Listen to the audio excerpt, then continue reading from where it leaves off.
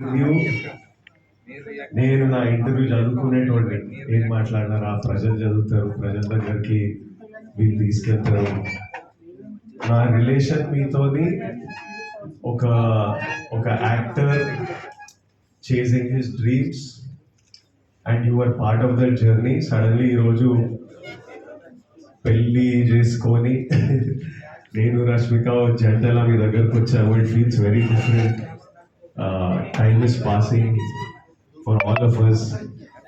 Life is passing. We are growing up, growing older, doing new things in life, new stages in life. But you will always be my home press.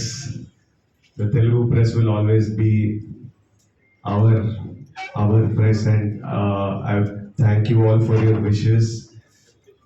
We came here so that you all can meet and also mainly to take all your blessings while we are here. And Telugu states ke konta kodal ochindi manchiga chuskondi.